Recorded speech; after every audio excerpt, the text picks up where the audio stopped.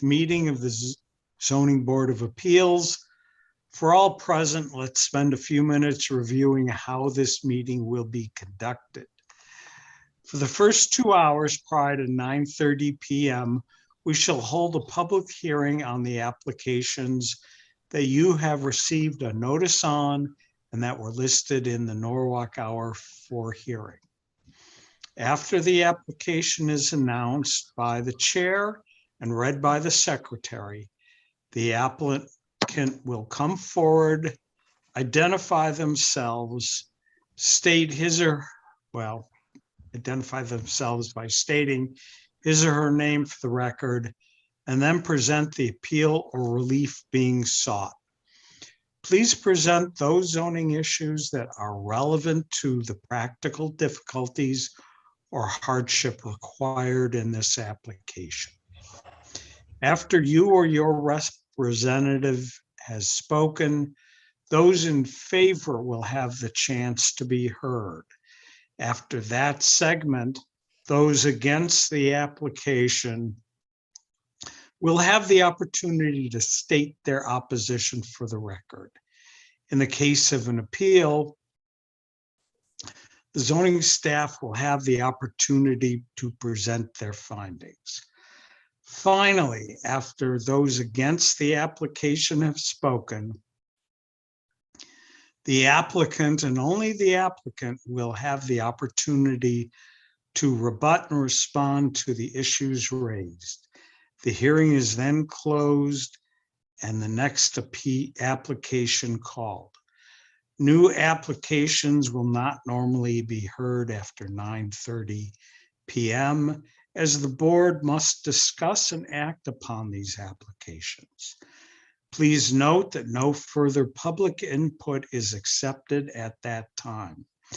You are welcome to stay for this portion of tonight's meeting, but should you decide to leave, you may contact the zoning office tomorrow to learn about our decision. Before we proceed tonight, I must remind you that this hearing is recorded and will become a matter of public record. I also need to call the roll at this time. Present on the board, we have myself, Lee Levy, Chairman, Marilyn Altman, Andy Conroy, Secretary, Keith Lyon, and I'm going to fracture Chris's name as I usually do. Chris, would you unmute yourself? Chris Garavalides. Okay, I think we are set to proceed.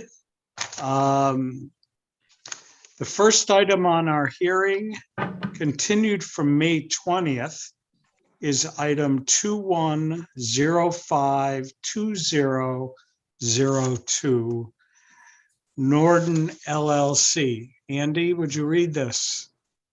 Sure.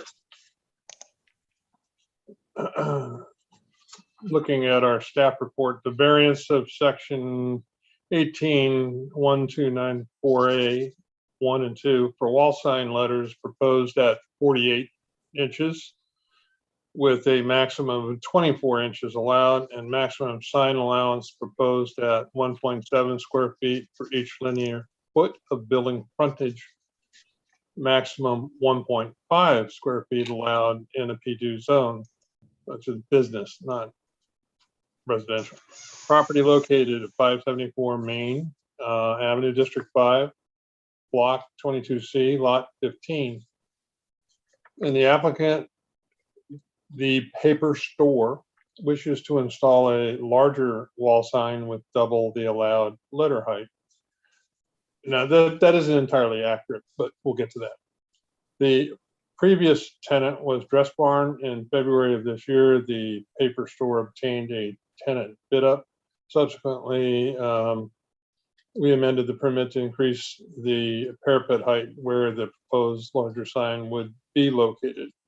A zoning permit was also obtained this week for a smaller compliant wall sign on the parapet and replacement panels on the ground sign. Analysis and findings was that the location facade is visible from the street traffic. In addition, an existing ground sign further advertises for the property. The analyst could not identify a zoning hardship in this instance.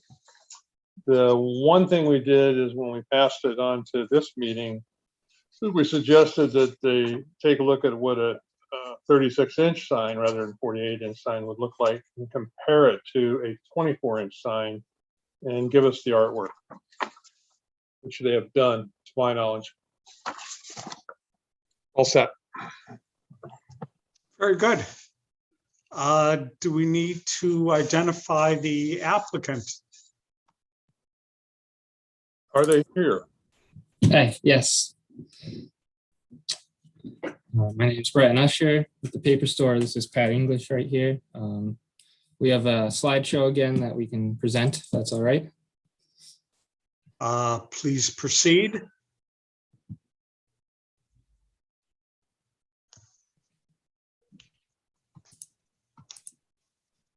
Bretton, go ahead. Can you see it? Yes. Yeah, it's kind of overwhelming, but I can see it. All right, so this time we're asking for the variance for the 3-foot sign, asking for the lettering height to be no more than 36 inches. And now our 3-foot sign adheres to the sign area regulation at 75 square feet, and that's within the allotted 117 square feet that we're given. And here is the 2-foot sign. If you have this in front of you, check out the numbers. As you see, it's pretty small with 30.3 square feet. Yeah, read off the numbers because I can't read them in this presentation.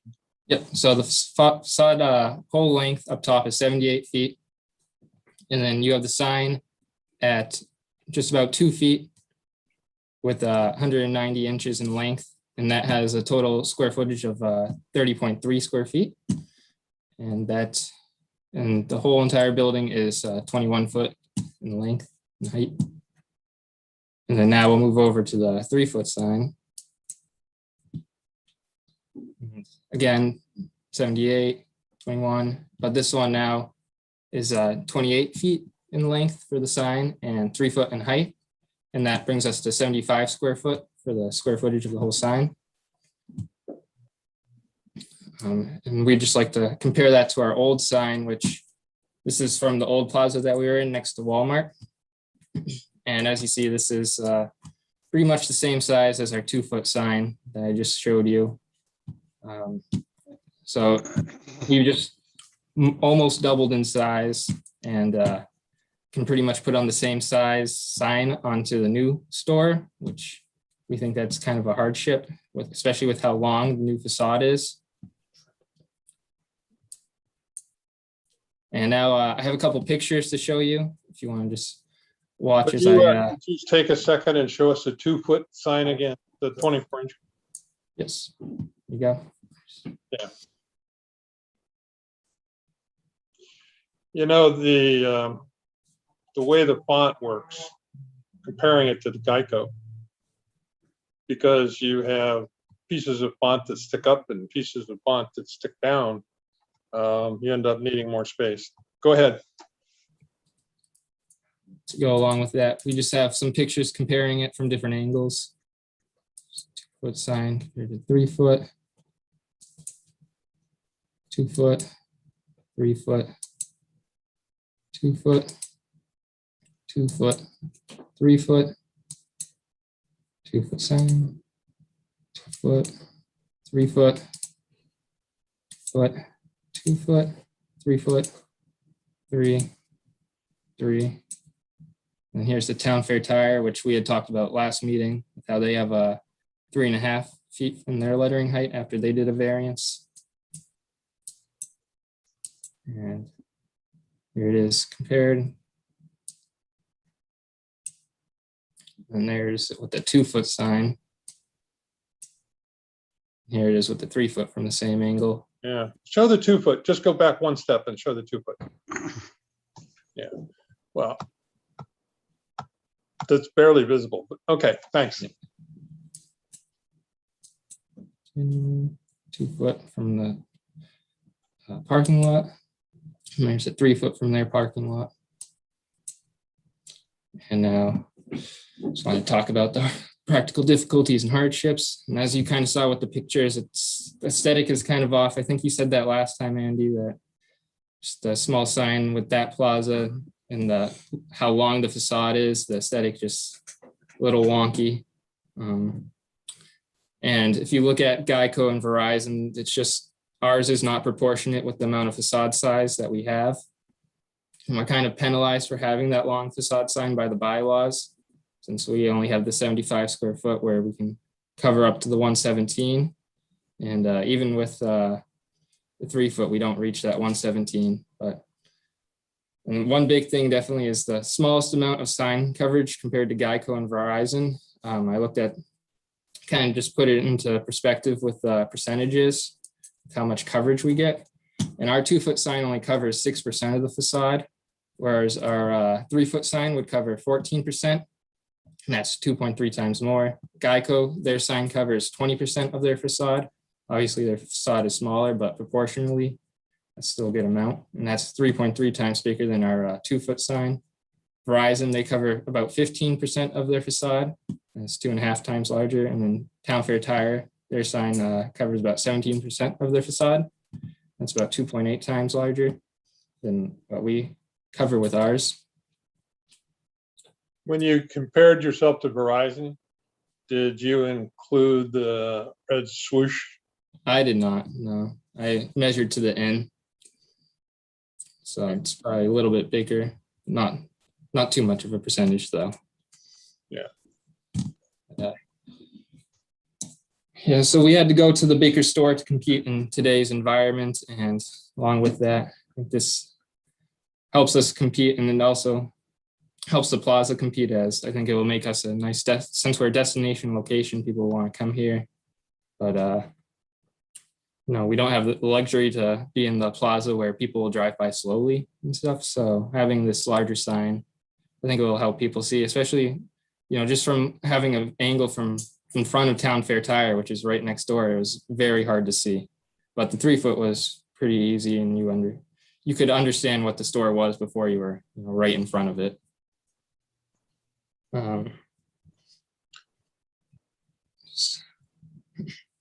And yeah, so about just having that long facade, it just makes it difficult to be with that 2 foot sign.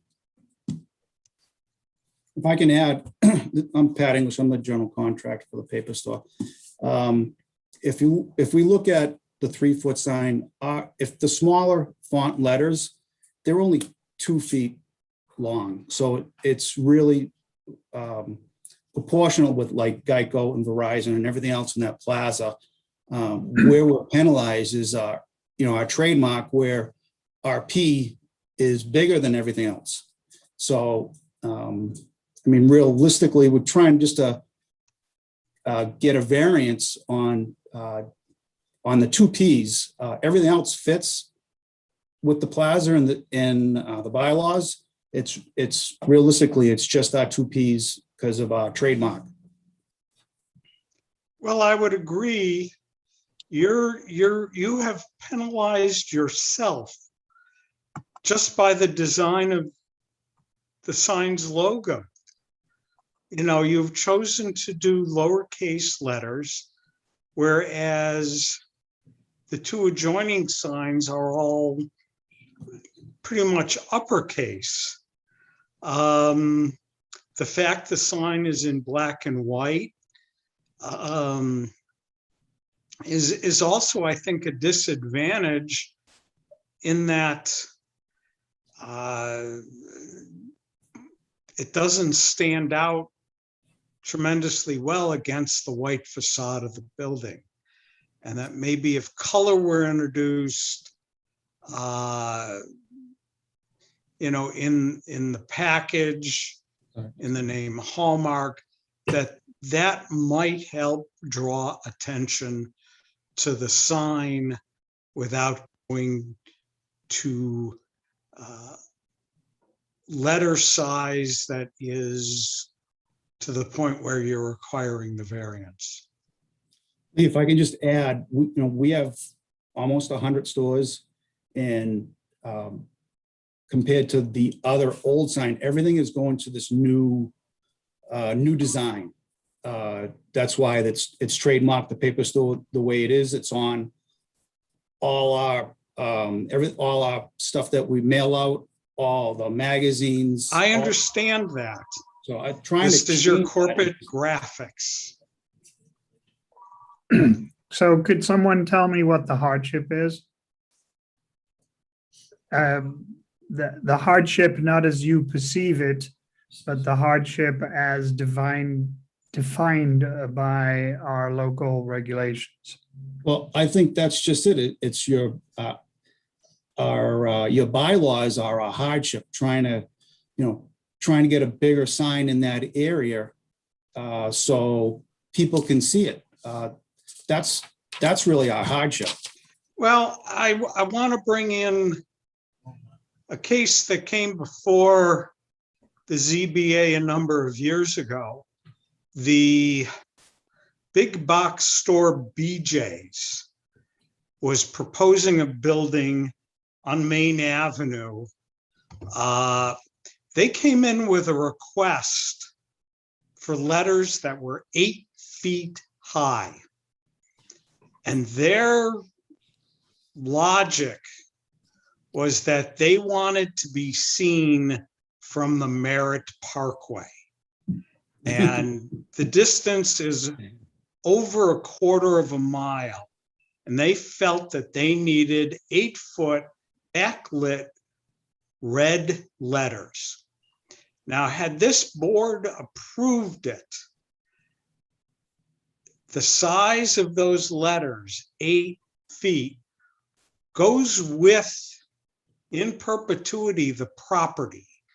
And as you may have noticed, there is no BJ's on Main Avenue.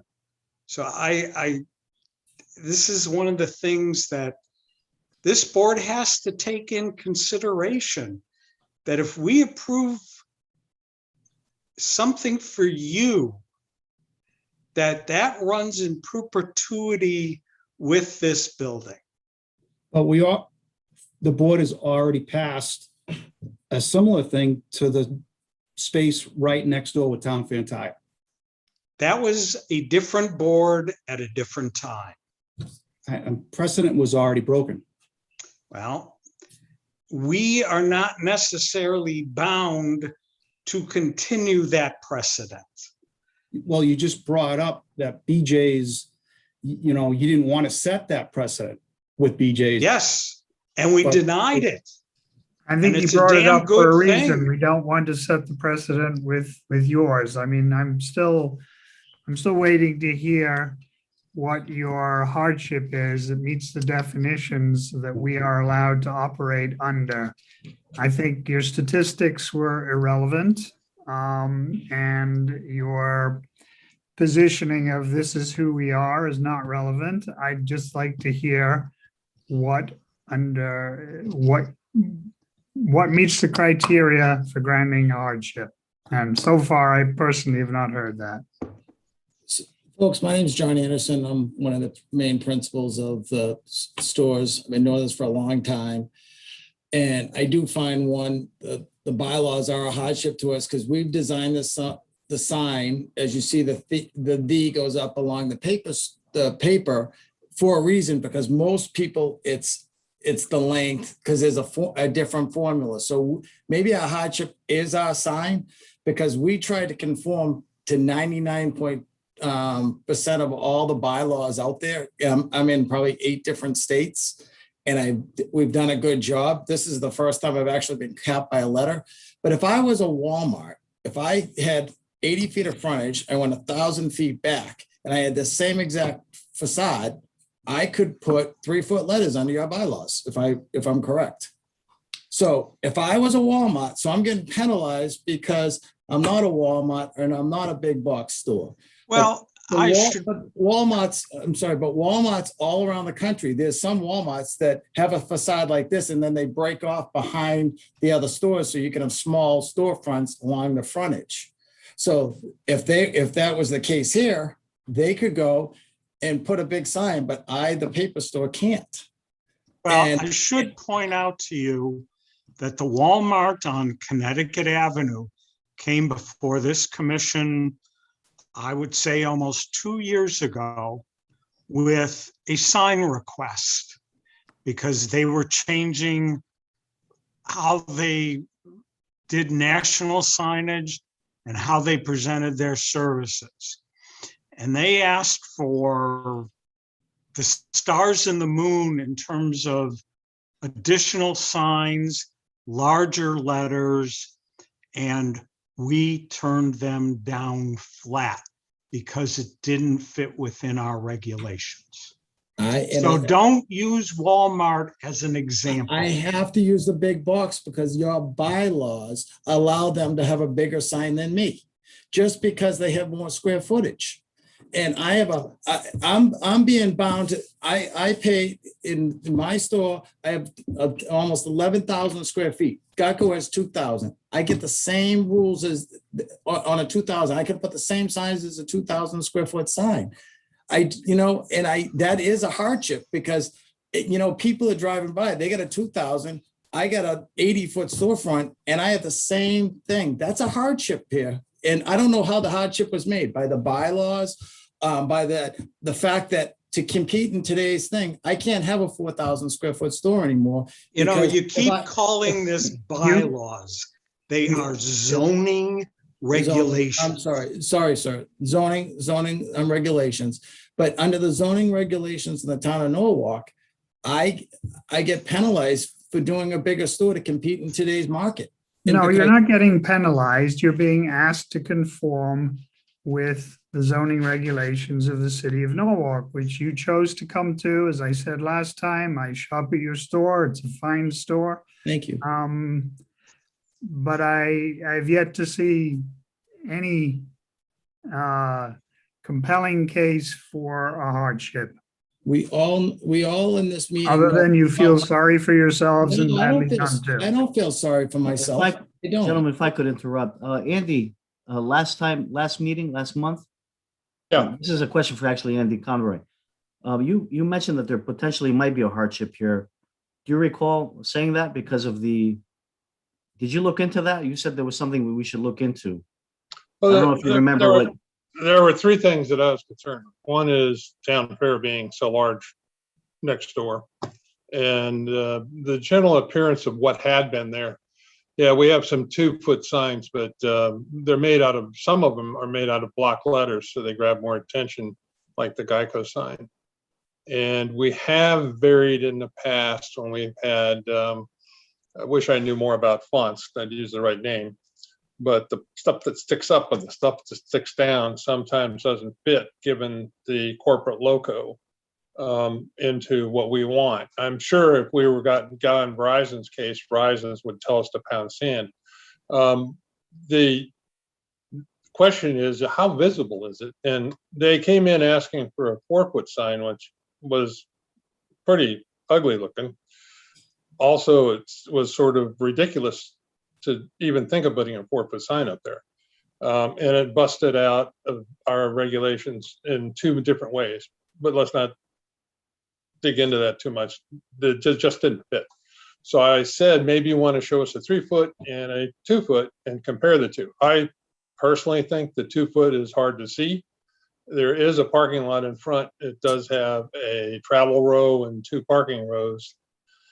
And it pushes the store further back, and it is not as simple to see when the 2-foot sign is up for what they were demonstrating to us. So I thought that they met a hardship in that respect, given their corporate logo. And I don't know that I want to make them redo their corporate logo. We also have the option of falling somewhere between 2-foot and 3-foot. I also think the 2-foot looks silly. Actually, I think the 3-foot fits the facade better and the building better. Yeah. So And my opinion of the 4 is, I agree with you, it was just too big. But considering it's consistent with what the rest of it looks like, and I think that's what you mentioned last month, and it's actually much better looking than the Town Fair tire. Me personally, I understand that some of the boards remember their concerns, but I'm okay with the 3-foot sign. I just gotta make one more comment about the 2 foot. If you're walking down the street and there's a sidewalk 7 foot and let's say a row of parallel parking, and you're driving by and you're looking up, the 2-foot sign works. It could work all over town now. The further back you place the building, the less well a 2-foot sign works.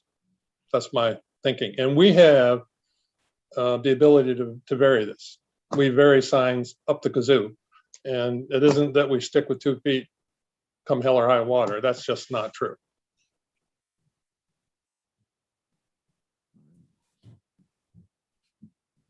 I think it's something we have to consider in our discussions. You know, rather than argue it out here and now.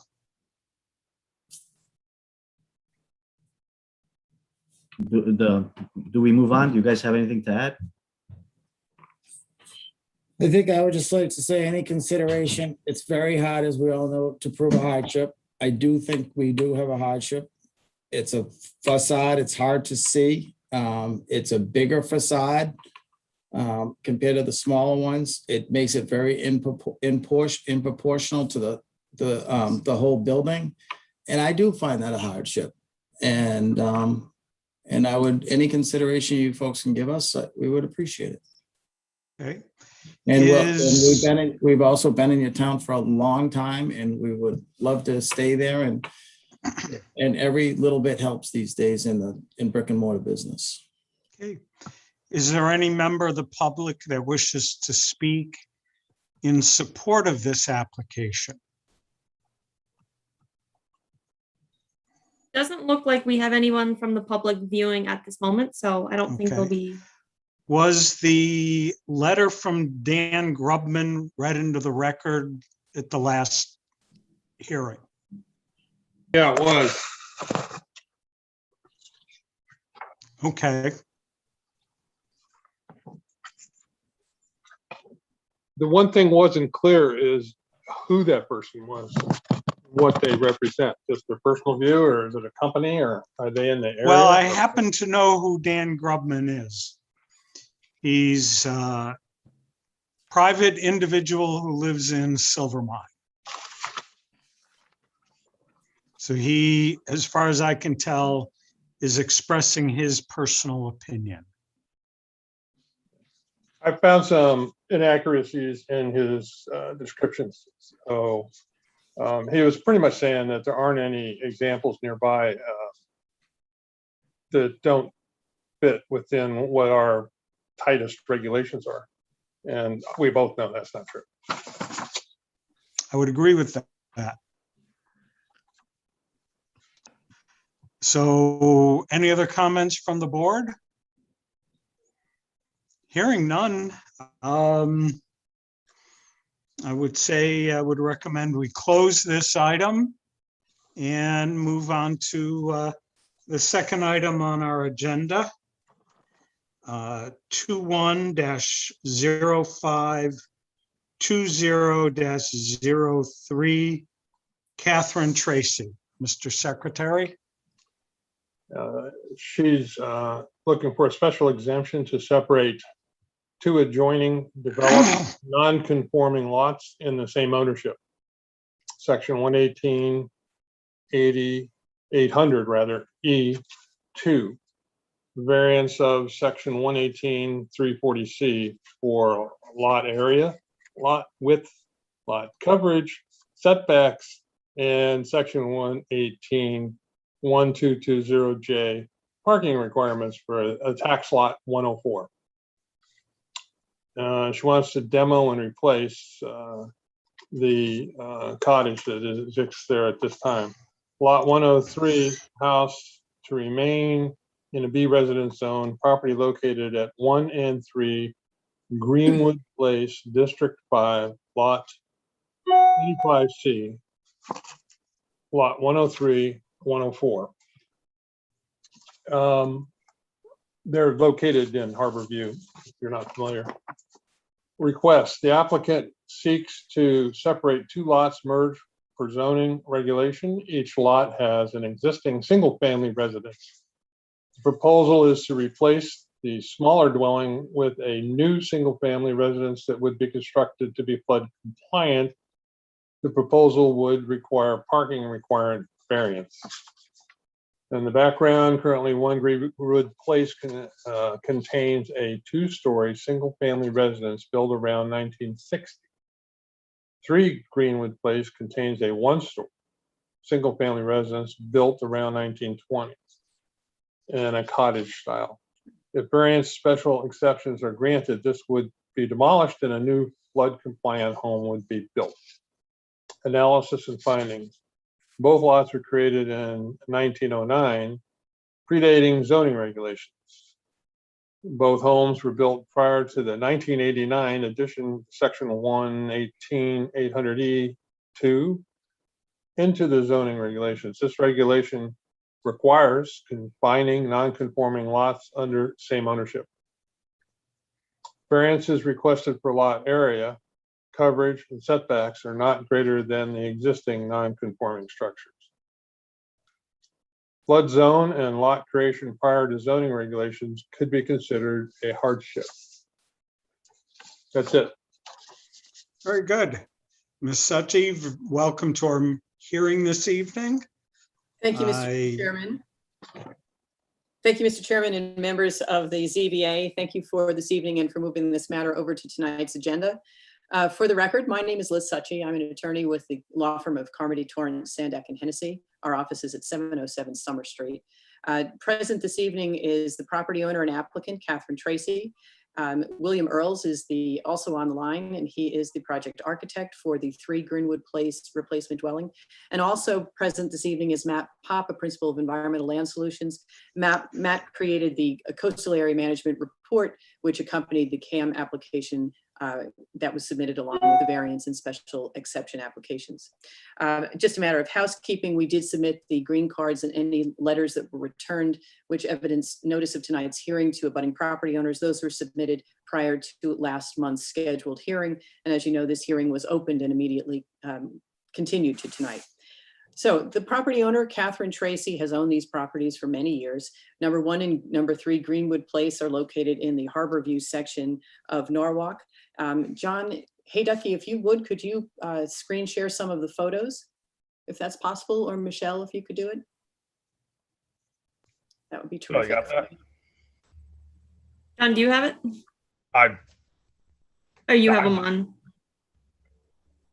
I do not have any.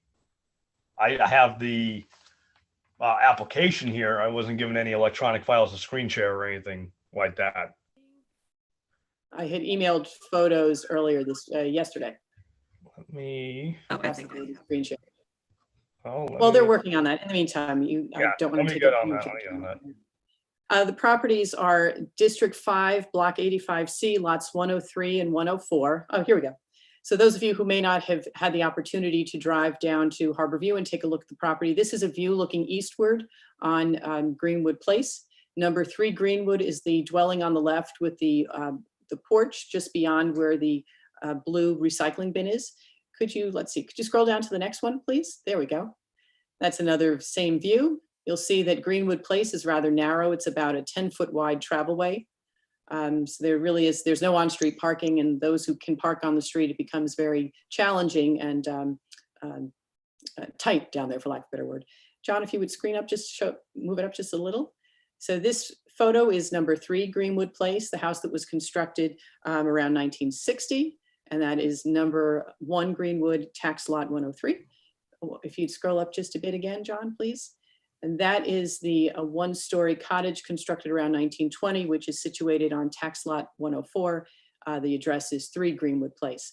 And this is the lot, if these lots are unmerged, where a replacement single-family dwelling meeting all FEMA requirements and also meeting setback requirements would be constructed.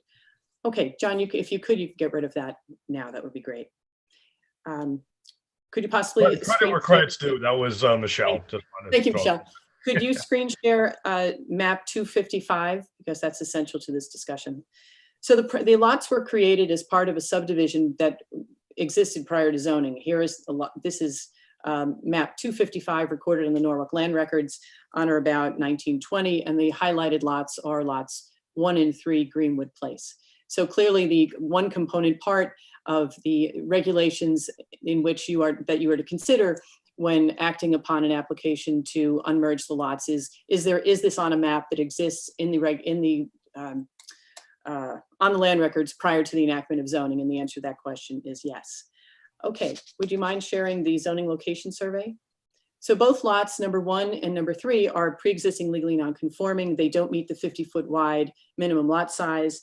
103 Greenwood, number 1 Greenwood is 41 feet wide instead of 50. Instead of 6,250 square feet, it is 3,200 square feet. Number 3 Greenwood is only 33 feet wide, and it is 2,700 square feet instead of 6,250 square feet. Number 1 Greenwood has no off-street parking. Number 3 Greenwood has some off-street parking. Number 3 Greenwood, the one-story cottage, does not meet the setbacks. It does not rear or side, and it certainly is not FEMA compliant.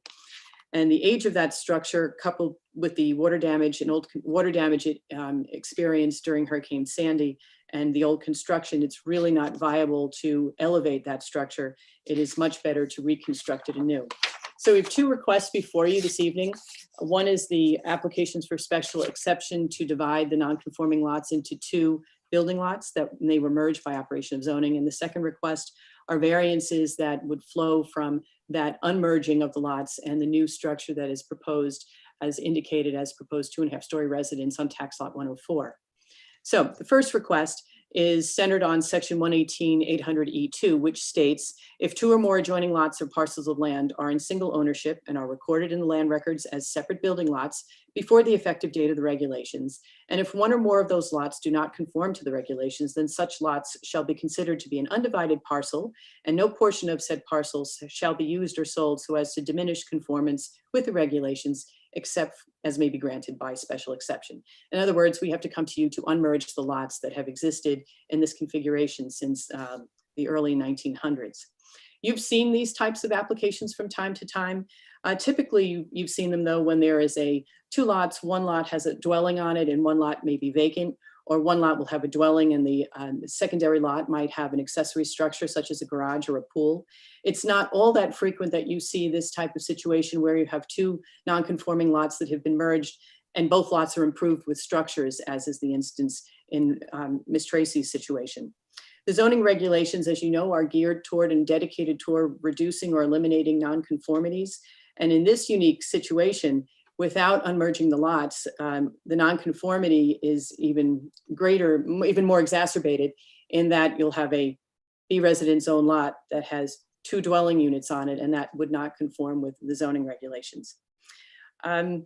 This is not a variance request, at least this first component part.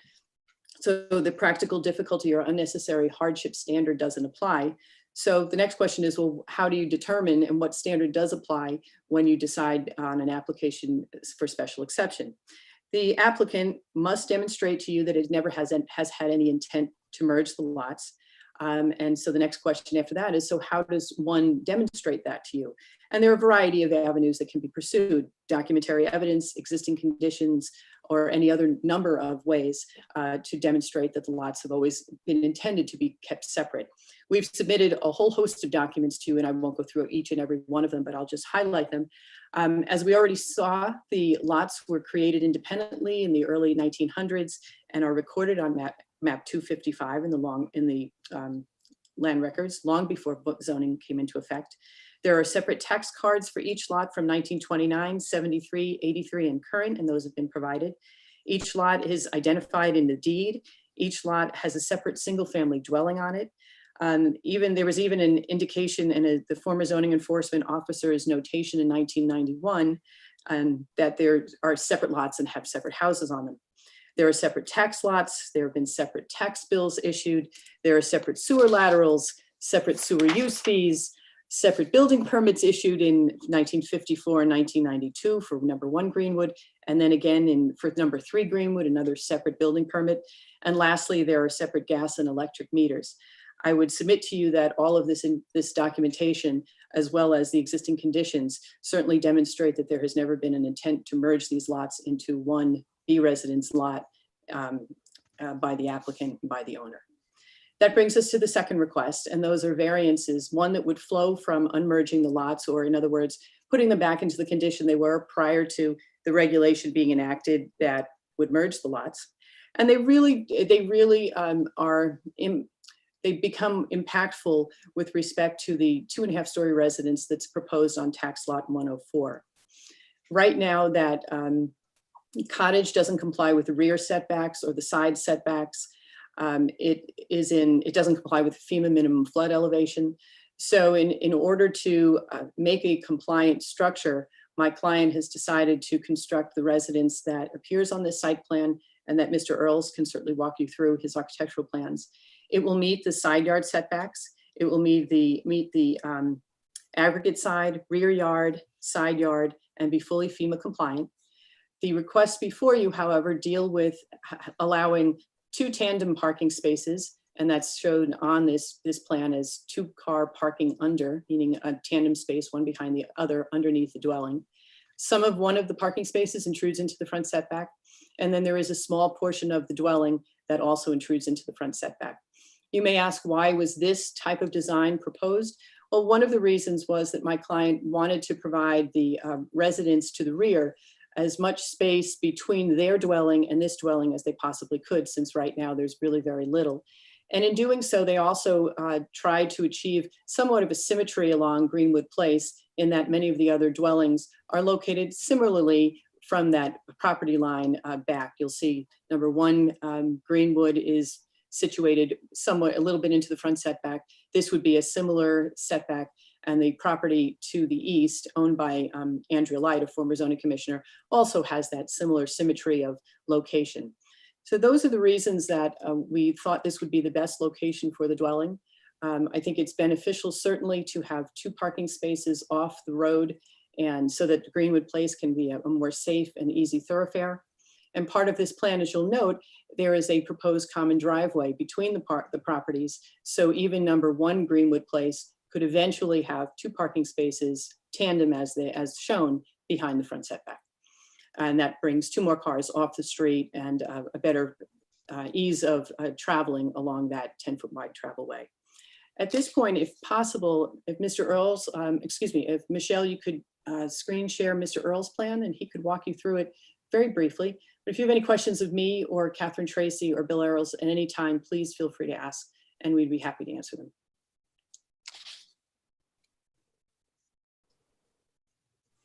While that's happening, just wanted you to be aware that none of the area or height and bulk variances for each of the lots will change. Those lots will remain exactly the same. And there will be no changes to number 1 Greenwood Place, the house that exists today, and all of the setbacks and coverage. Those will remain. What is nice about this plan is that the combined common driveway will allow for 2 parking spaces behind the setback, albeit tandem. So a variance is necessary for that tandem configuration. Bill, would you mind walking the board members through your plan? Sure, I'd be happy to. Can you hear me? Yes. Yes. Great. Yeah, I've worked on a number of houses in this neighborhood. I think I've done about 12 projects in Harbor View. Virtually all the sites down there have some level of nonconformity. This, I believe, we're making it more conforming in many ways than it currently is. The little building in the back is extraordinarily tight to the back property line. It really doesn't even look like a house in some ways. It just looks like something left over. This will be much more in context, I believe, and it does call out as a 2.5-story house, but it is still a fairly modest scaled house. It's about 1,600 square foot house, a 3-bedroom house, so it's not anything that'll look out of context at all in this neighborhood.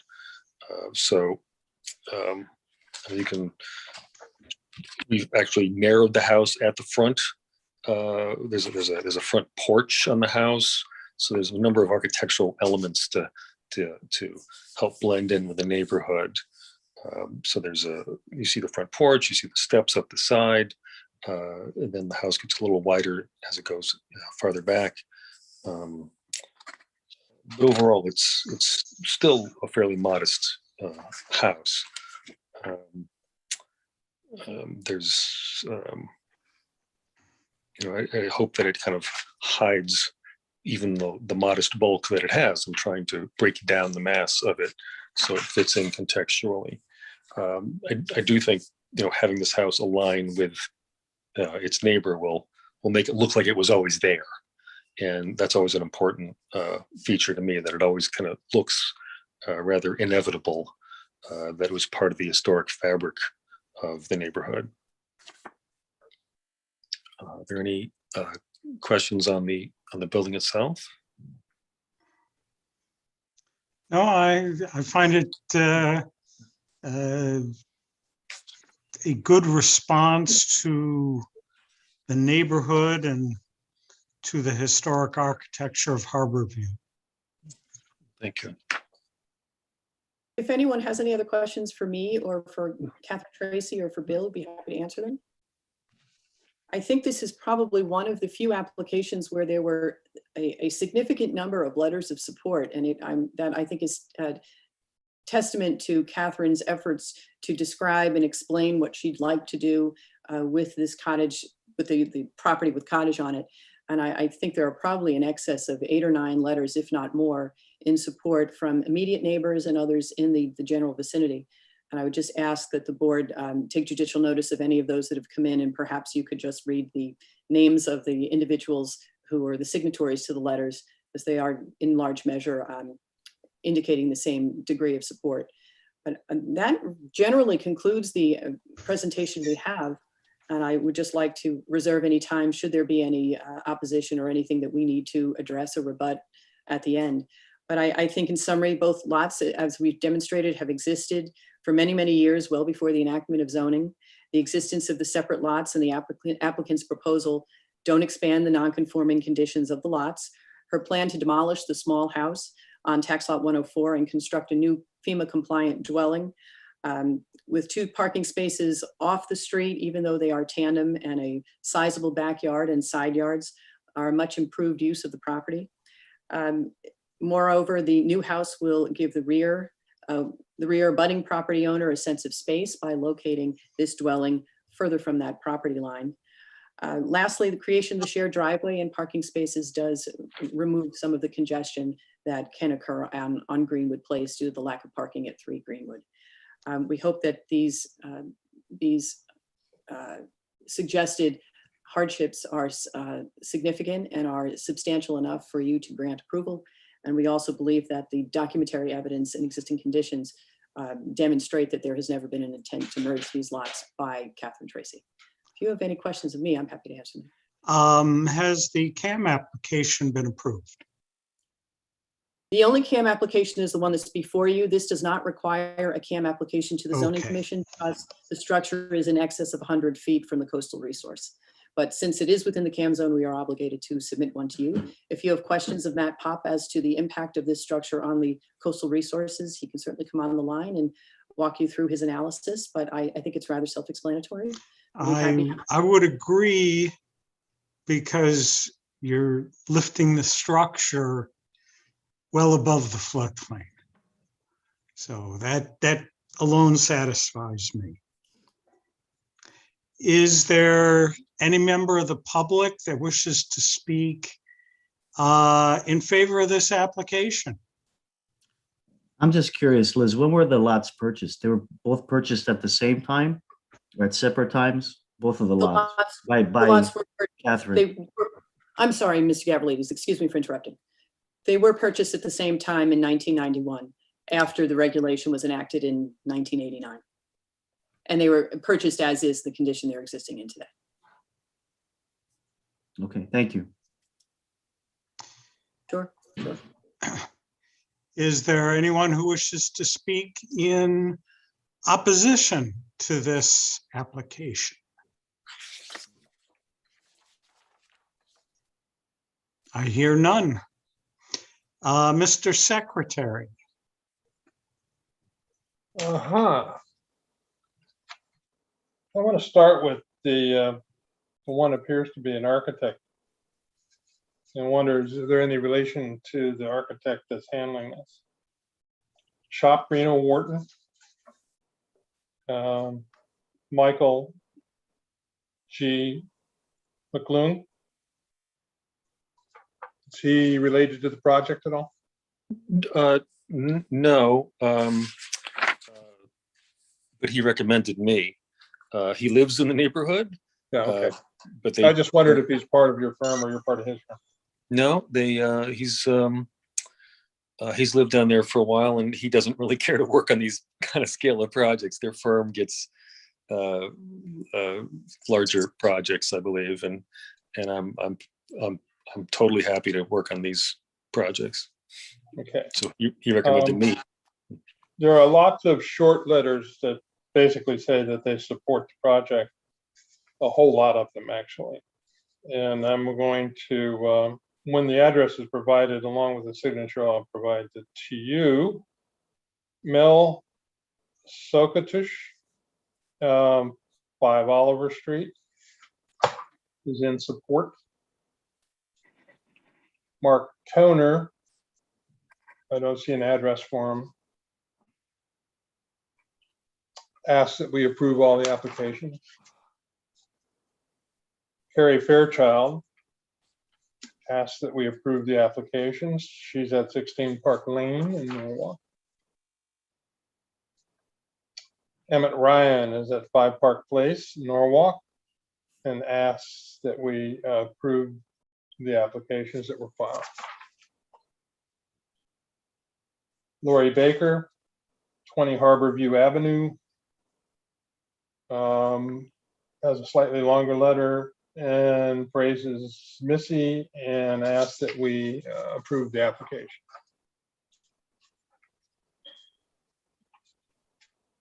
Benjamin Cesar, which I don't see an address for, also supports her request.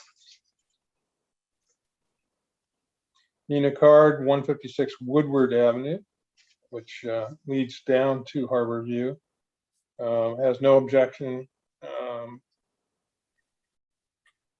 She wanted to make sure the new garage is the same place, same height as the old.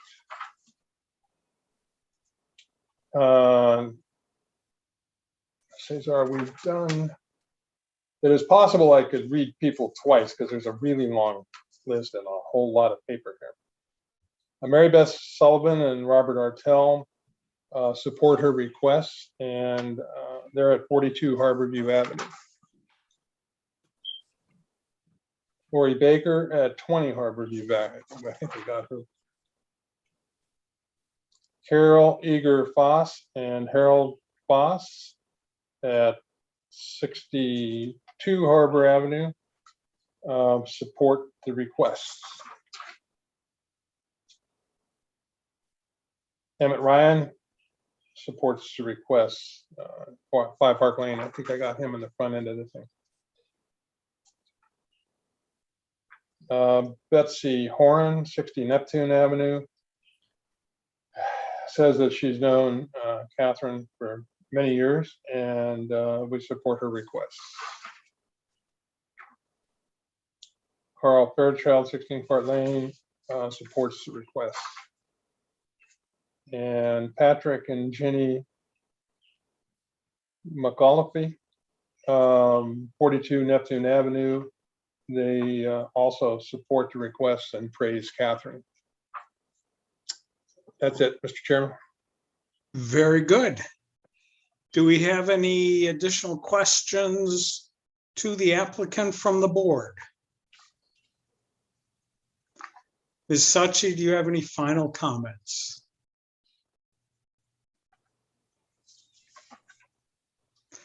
Hearing Sachi, none, I You're will. muted. I'm sorry, excuse me. Sorry, Mr. Chairman. I just have one correction and one quick comment. I think one of the letters that Secretary Conroy read from a Nina Card on Woodward Avenue should be for the Tattersall Chen application because it deals with the garage. I think that may have been placed in the wrong file. But other than that, I'm thankful that all of you have read through the voluminous documents that we had to submit in connection with the special exception. and that you've taken the time to listen to us this evening. I hope we've persuaded you on both applications and ask that you act this evening. Thank you very much for your time. If you have any further questions of me, I'd be happy to answer them. No, I don't think there are any at this time, and I thank you for your presentation. Thank you. Thank you, Mr. And- Chairman. I will close this item, and we can then move on to item C on the agenda, 210617-01, David Tattersall and Jennifer Chen. Mr. Secretary, if you would read. All right. They are of 4 Burwell Street. Variance of section 118-350C for side yard setback, 6 foot required, a 3.9 foot existing and proposed. Section 118-91-0E for rear setback, 10 foot required, 2.5 foot existing and proposed. For a detached accessory structure in the C residence zone. Property is located, as I was saying, at 4 Burwell Street, District 5, Block 85B, Lot 2.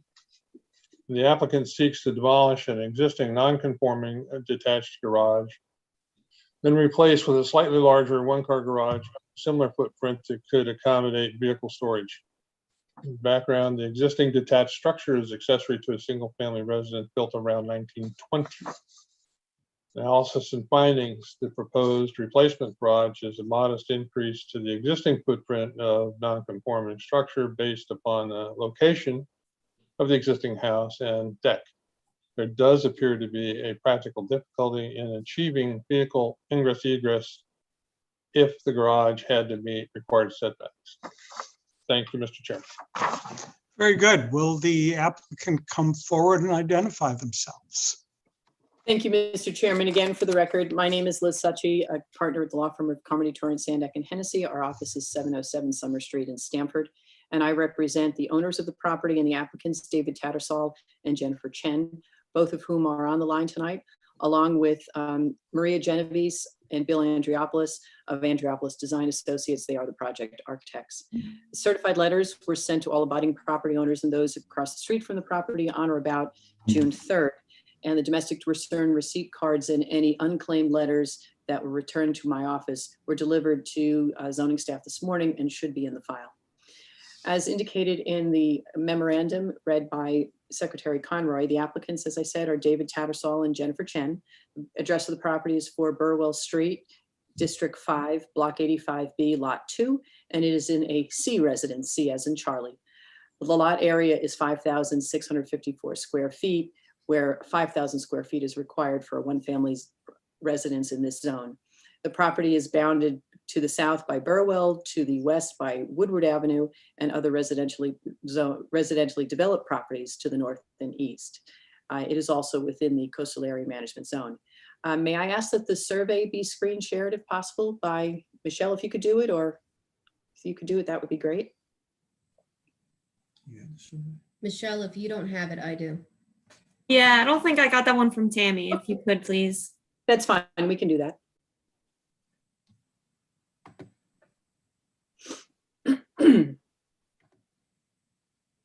There we go.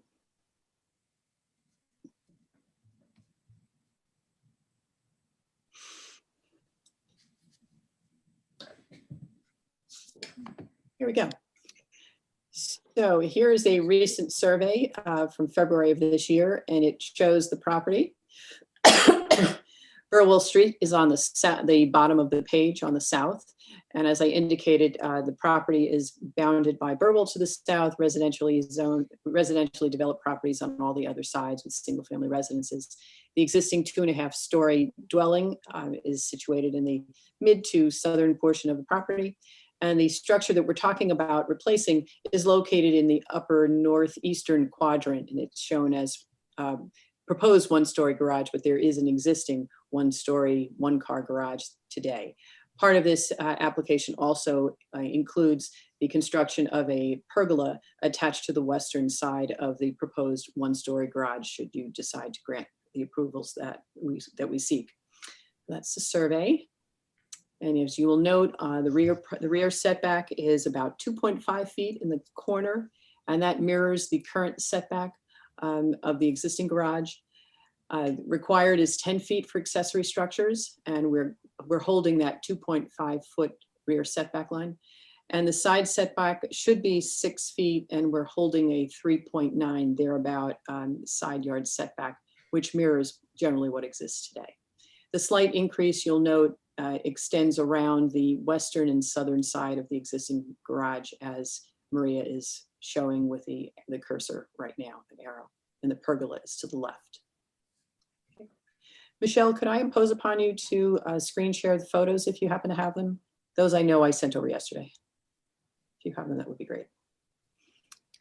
But while she's doing that, if in fact they were received, the proposal, as was indicated in the memorandum, is to remove the existing 1-story, 1-car, very small detached garage and replace it with a slightly larger garage that not only would replace a structure that is in bad repair, but also would create a structure that's functional. The 1-car garage right now really is not large enough for today's vehicles to maneuver in and out, so that you can bring the car in, open the doors, and manage to get in and out. So my clients just would ask for some slight relief from the regulations to make a 1-car garage that is more functional than what is there today, and one that is substantial in that it's not in, rather than having to be forced to repair the garage that exists today, which would really not make much sense. The pergola is fully compliant with the zoning regulations. There is no need for any variances with respect to that. It's considered an architectural feature. And as was indicated, we did look at trying to put this replacement detached garage in a completely conforming location. And as you'll see, the dotted hash mark along the rear of the property, that 10-foot rear property line would push this detached one-story garage almost up against the deck and the stairs at the back of the house, and also can take up a considerable amount of that backyard space. Furthermore, maneuvers in and out of that garage with the stair and with the deck in the back would be nearly impossible to achieve. So we decided it probably would be best to suggest a replacement garage in generally the same location as has existed for many, many years. One of the letters that has come in, I believe, from neighbors is from Mr. Dam. He is the owner of the property to the east, and it's shown as Lot 3 on the survey in front of you. He and his tenant both indicated support for the proposed replacement garage in the location that exists today. And those are the individuals that would be most impacted by this structure being located in this location. Michelle, are you able to, did you get the photos? Yeah, I couldn't find them. I think they were with Tammy still, and I don't think she sent them to me. John, I think I sent them to you. Did you not get them? Unless I was copied, but I don't Yeah, see thank it. you. I am looking through right now, see if I got those. Well, while they're doing that, Maria and Bill, if you wouldn't mind walking through the plans for the replacement garage, that would be great. And in the meantime, I'll try to send, Michelle, can I try to send to you the photos again? Yes. If I can email them to you, I'll do it right now. Okay. Bill and Maria, could you describe the design and proposal? Liz, I'll talk for the record. My name is Bill Andriopoulos. I'm the principal architect with Andriopoulos Design Associates at 32 Main Street in Norwalk.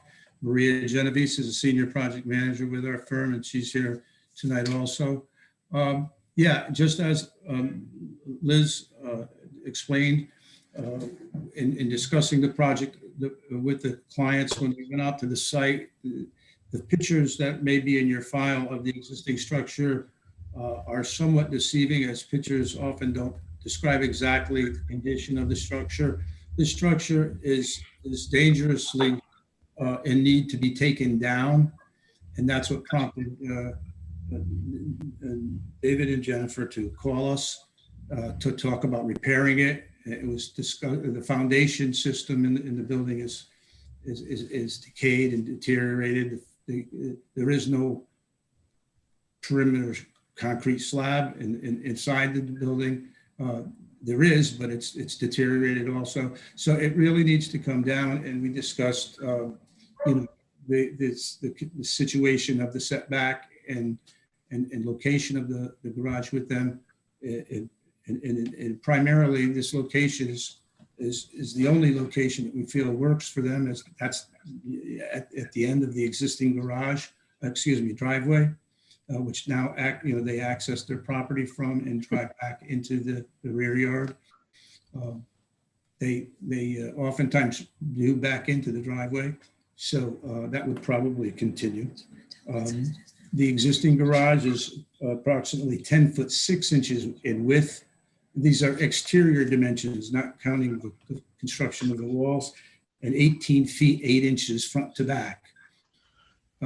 So, and the net on that would be basically a clear dimension inside of about 9 foot 10 in width and 18 feet 0 in depth, which is not even equal to a regulation parking stall in a parking lot in our town. So we thought that we could impact, with respect to the regulations, and wanting to go too big with the unit. We propose these modest increases to give a little bit of room to open doors and be able to get in and out of the car, and provide the functions that a new garage merits. We've also provided a man door to the rear of the out of the back of the garage, tools and yard tools and that sort of thing. It'll have a single overhead door. And we provided a window out the side of the garage to provide access, passing things in and out of the garage to what will be hopefully a patio area underneath the pergola, the proposed pergola. It's open. It's, the rain and the elements come through. And so it's no increase in any impervious area with the construction of the pergola. And it adds to the kind of eclectic mix of the area. And we feel it'll be a nice addition to their property as well, because they like nice things. If I may just add, there is a provision in the regulations that if a structure is unsafe, we can obtain from the building department what's called an unsafe letter. And that's a structure that's unsafe, and if it's non-conforming, can be demolished and then rebuilt, but it must be rebuilt in exactly the same location and exactly the same configuration as that which is deemed to be unsafe. So while we tried to pursue that avenue, the result would be the structure would have to be exactly the same size. And it just is not deep enough nor really wide enough for it to be a functional one-car garage.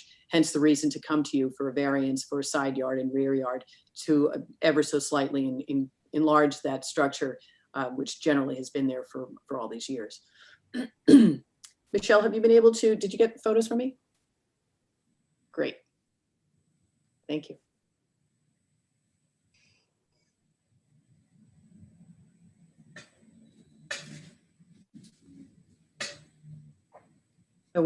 While Michelle is kindly trying to screen share the photos that I just sent her again. As you know, in section 118.1410B of your regulations, the ZBA may vary the regulations upon the demonstration of practical difficulties or unnecessary hardships created by the application of the regulations to a particular piece of property.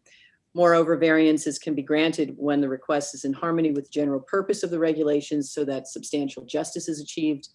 And lastly, a ZBA is authorized to exercise its discretion in granting variances in a manner to secure the public health, safety, and welfare in instances where there are practical difficulties or unnecessary hardships in the carrying out of the strict letter of the regulations. We believe that the strict application of the side and rear setback regulations prevent those practical difficulties and unnecessary hardships, necessitating the variances requested. If the applicant were to construct a replacement garage in a fully compliant location, it would be located very close to the rear deck and steps and occupy a significant portion of the rear yard. Furthermore, this location would make vehicle maneuvers in and out of the garage practically difficult. Therefore, the location of the replacement garage is reasonable and as it mimics existing conditions. That's a photo taken yesterday of the dwelling. The driveway is to the right. And if you go to the next photo, perhaps.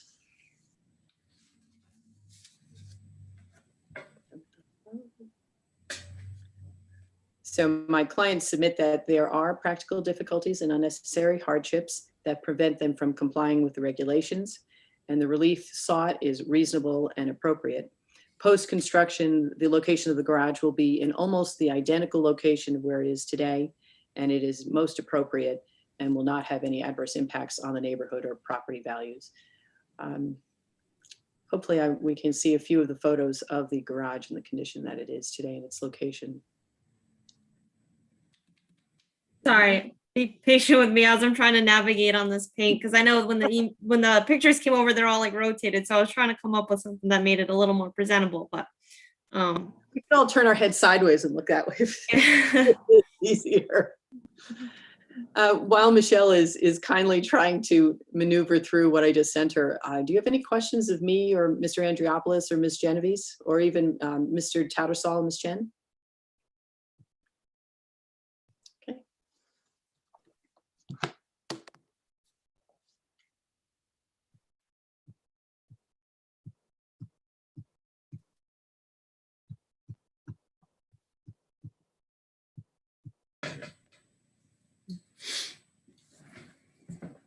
Even if we could have one of the garage, boy, at least folks could see what it looks like. Even sideways. Even sideways. are you guys still looking at the house, or Yeah. Yes. The house. is this are you guys seeing the garage now? No. No. Huh. Oh, the front of the house.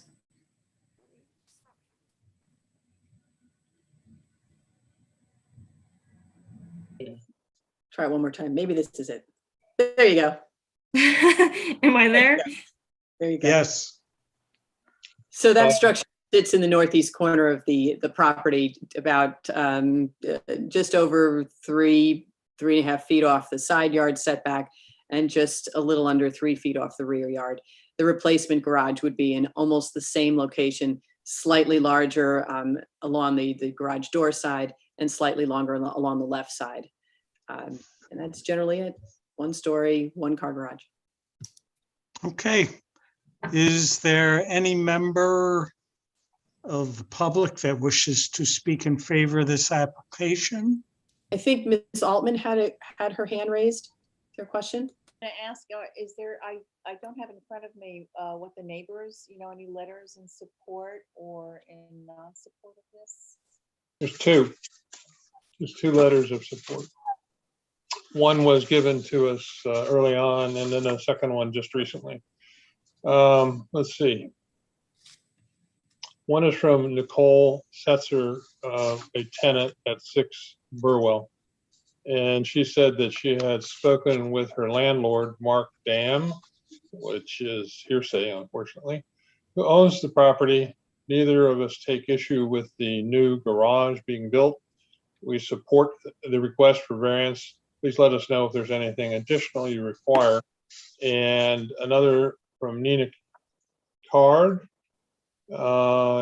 They have made us aware of their plans to build a new garage in the same place and of the same height or lower as the existing garage. We have no objection to their plans. She's at 156 Woodward Avenue, which this house is very close to Woodward, just one in from Woodward. And Ms. Altman, the first letter was from the neighbors that are directly adjacent to the east. They are adjoining neighbors, and their house is closest to where this, almost on their property line, adjacent to where this structure is proposed. Is there any member of the public who wishes to speak in opposition of this application? Hearing none, Ms. Suchi, you get the last statement on this. Thank you, Mr. Chairman. Hearing no opposition and seeing that there are no other questions, we have nothing else to add. We conclude our presentation. But are there any other questions for us? We'd be happy to answer them. I just have, just for clarity of thought, I know that you backed it into the same corner that the old one was. And I had earlier seen the old one, so I had a good idea of what you're doing. How far forward did you enlarge it and how far to the other direction on the other axis, the X and Y axes? How much have you increased it? Yeah, so overall, the existing garage front to back is 18 feet, 8 inches. We've increased it 1 foot, 4 inches in length total. All right, great, thanks. I didn't want to hear 10 foot. That's basically what. Any other questions? Hearing none, I'm going to close this portion of the public hearing. And the board will now start discussing the 3 applications, and we will, as typical, work in reverse order, starting with for Burwell Street. I personally have no objection to this project. I think it's been thoughtfully conceived, well executed, and allows the applicant to use the garage in a reasonable manner and provides reasonably good ingress and egress from the structure. I feel the same way as you, Mr. Chairman. Thank you. Other comments? An agreement. Yeah, I have no issues with it at all. Okay. Would someone like to make a motion on this? I will be happy to make a motion to approve as presented. I will second that motion. All in favor? Aye. Aye. The motion, I think, carries unanimously. Thank you, Mr. Chairman, members of the ZBA. Okay. We move on to item 21-0520-3. The property is located at 1 and 3 Greenwood Place. Any comments from board members on this? Less non-conforming is what we like, is it not?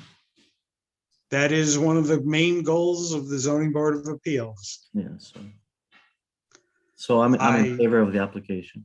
Okay, I feel the new residence is designed well in keeping with the architecture and scale of Harbor View, and responds to many of the difficulties presented in the neighborhood, the primary one being parking. And I have no objection to the tandem parking with this application. I have no objections to it. I agree with your comments, Mr. Chairman. Okay.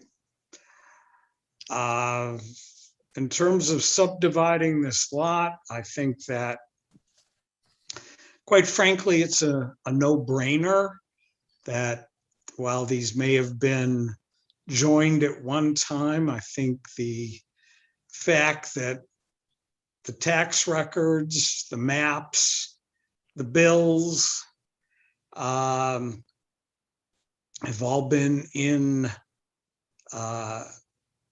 separate addresses for years. I would agree with the applicant to separate these properties. Yeah, I know of no reason not to separate them. So I agree. Yes. Okay. Would somebody like to make a motion on this? Yeah, so moved. I think that given the era when these were 1909, created as lots, and the transactions that occurred since allowed these lots to be separated at this time. Okay. I'll second that. Okay. All in favor? Aye. Aye. Aye. Marilyn, you somewhere? Yeah, no, I. Oh, okay, I didn't hear you. Sure. Very good. I believe this application is unanimously approved. Thank you, Mr. Chairman and members of the ZBA. Have a nice evening and a nice upcoming weekend. Thank you for your help. Thank you, Ms. Sachi. Here, Liz. Okay, moving down to item 210520-02, property 574 Main Avenue. Comments from the board? Yeah, I'm going to go back to what I was saying before. We have a lot of leeway when we approve signs, a lot. And we've used it. And we've accommodated ascending and descending lowercase characters. We've accommodated stars. We've accommodated swooshes. And we've done all kinds of things that don't strictly abide by the zoning reg. And I think it is really our job to determine whether we think it's appropriate or not. I don't find the 4-foot request that they made to be appropriate at all, in no way, shape, or form. I don't find that the 2-foot version gets the job done. And I'm not going to tell them they have to go redesign their corporate logo. I think that's really not our place to do. The 3-foot, maybe some of you don't like it. You could always do an in-between. You can go in between 2-foot and 3-foot. But I do think 2-foot is just too dainty for that building, and it is more difficult to see it from the road. Andy, I agree with you with many things you've said. I believe the 2 feet with the logo as it's designed is too dainty, too small.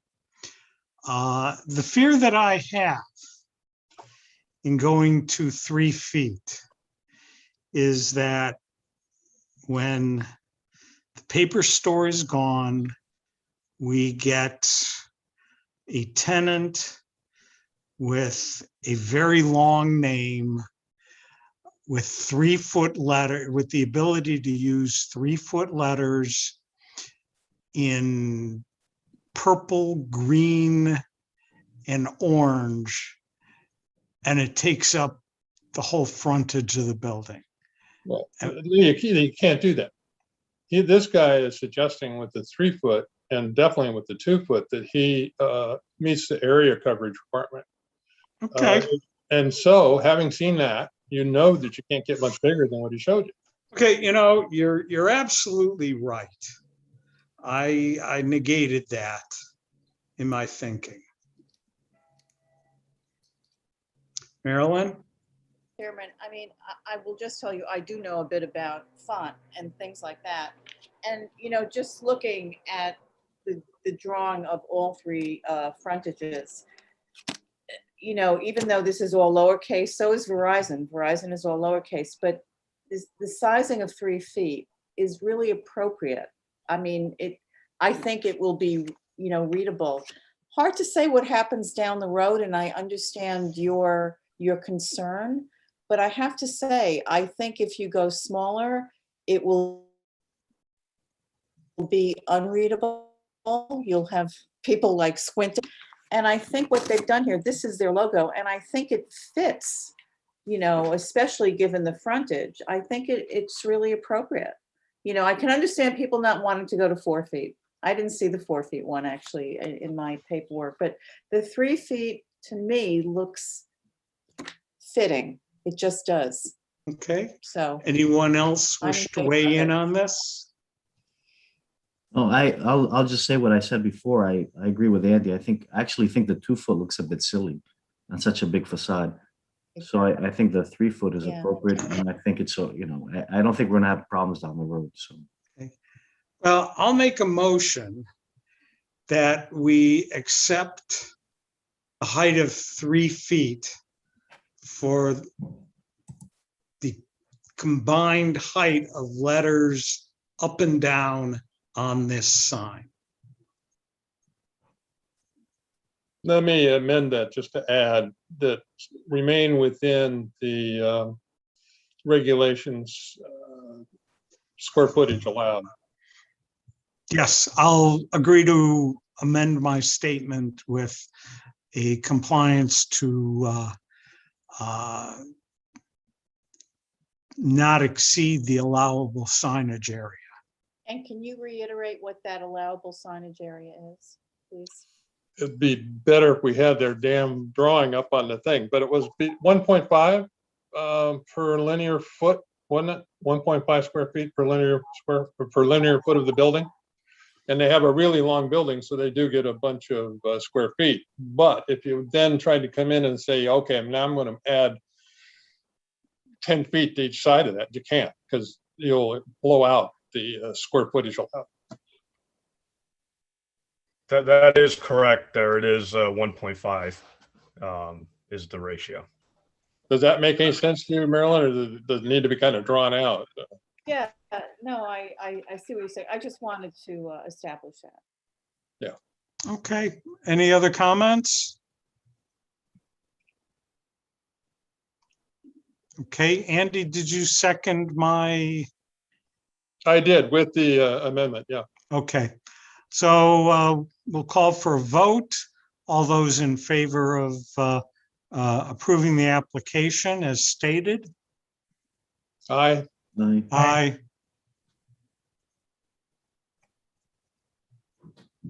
And then there's Keith. I said aye. I didn't hear you. All right, dude. Aye. Okay, But you The guys, at Wilson application- Point, we're waiting. We can't hear you. You got to talk louder. the application is approved as amended by our statement. Actually, I put a little bit of work into this one. Looked. If you go to the right, there's a liquor store. And when you go to the left, there's Town Fair. And what happens is if you did the 2-foot sign, they'd have been overwhelmed by all the rest of the signs in the area. I think we agreed with you. Well, I just wanted to tell you where the rationale came from. Okay, Looking I at a understand it. concept. Okay. We have some business to perform.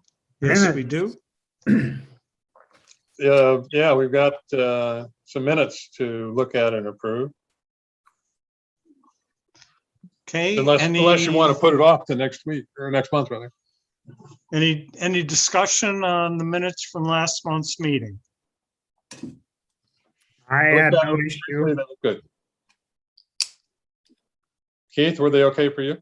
Yes, I'm sorry. I don't know why my mic is not very loud, but I had no issue with the minutes. Yeah, I read through them. They seem fine.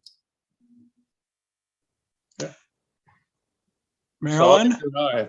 I read through them as well. I was not there, but I did read through them. Okay, then you're gonna have to abstain. Right. Andy?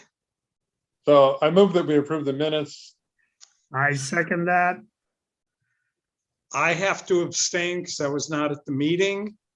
And Marilyn will be abstaining. So I'm in favor. we have 3 board members in favor of last month's minutes. So I And none deem they against. are approved. Yeah. The Was Greg supposed to make tonight's meeting, by the way? I thought I saw him saying that he was going to attend. I didn't get any confirmation from him today, and Tammy didn't relay to me that he was going to be here. I thought early on he replied after Marilyn did, saying he was going to come. All right, no problem. Yeah. Okay. I hereby close this meeting. Thank you, Mr. Chairman. Good night, everyone. Welcome back. Thank you. Welcome back. Have a good night. Good night. Take care. Good night.